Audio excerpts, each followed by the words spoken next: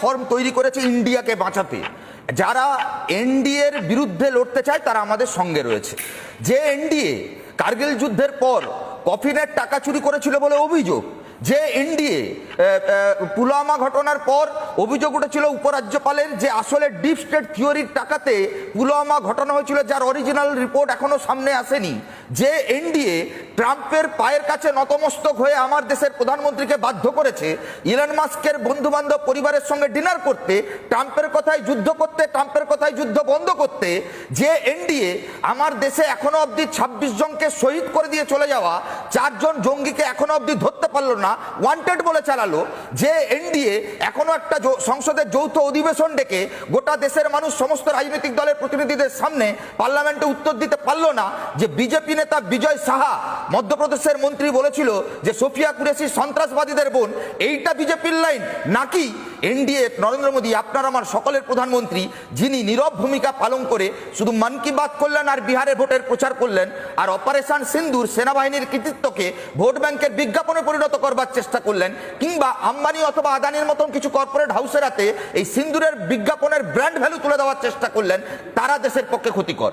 আমরা মনে করি এনডিএ গোটা দেশ ভারতবর্ষ ইন্ডিয়ার গৌরবকে মাথা নোয়াচ্ছে, সেই কারণেই ইন্ডিয়া বাঁচাতে ইন্ডিয়া জোটের প্রয়াস। আমরা সেই প্রয়াসের পক্ষে, যে প্রয়াসে প্রাক্তন সেনাপ্রধান জেনারেল মনোজ নরবন বলেছেন যে যুদ্ধটা কোনো রোমান্টিসিজম নয়, যুদ্ধটা কোনো খেলা নয়, যুদ্ধ একমাত্র অনিবার্য রাস্তা যখন কূটনৈতিক পন্থা ফেল করে।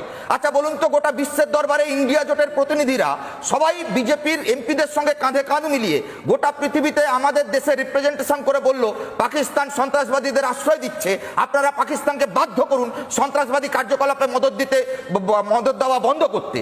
সেখানে দাঁড়িয়ে আমার দেশের প্রধানমন্ত্রী, আমার দেশের সরকার আইএমএফ বলুন, ওয়ার্ল্ড ব্যাংক বলুন, এইসব জায়গায় প্রতিনিধিত্ব করে কূটনৈতিকভাবে পাকিস্তানকে কোণঠাসা করতে পারলো না। আইএমএফ $1 বিলিয়ন লোন দিল, সাহায্য দিল পাকিস্তানকে, তালিবান কমিশনের চেয়ারম্যান দিল, ইউএনএস এর ভাইস চেয়ারম্যান দিল।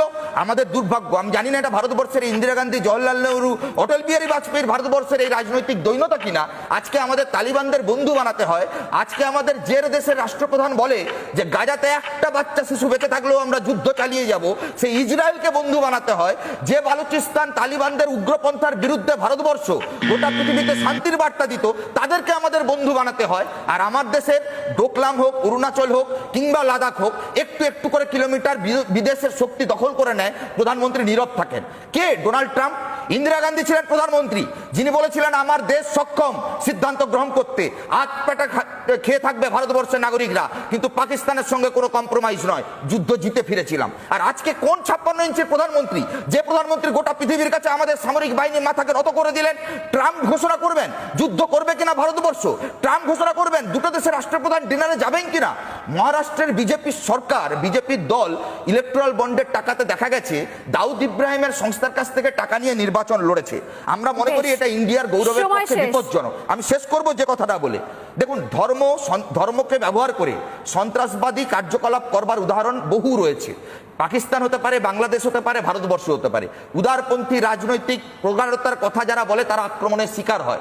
বাংলাদেশে যেমন লাল ঝান্ডার কমিউনিস্ট নেত্রী জেলের ভেতরে উগ্রপন্থার বিরুদ্ধে লড়াই করতে গিয়ে, পাকিস্তানের বালুচিস্তানে তরুণ কমিউনিস্ট নেতা যেমন পাকিস্তানের সামরিক বাহিনীর অত্যাচারের বিরুদ্ধে প্রতিবাদ করতে গিয়ে জেলে, তেমন ভারতবর্ষের বুকেও এক শ্রেণীর মিডিয়া দেশের সরকার চাইছে উগ্র জাতীয়তাবোধের হাওয়া তুলে বামপন্থীদের এই মুক্ত মনার ভাবনা চিন্তাকে 127টা দেশের মধ্যে ক্ষুধা তালিকায় 105 নম্বর স্থানে থাকা একটা দেশকে ক্ষুধা যন্ত্রণার কথা ভুলিয়ে উগ্র দেশাত্মবোধের বিজ্ঞাপন করে সরকারের কুর্সি টিকিয়ে রাখতে।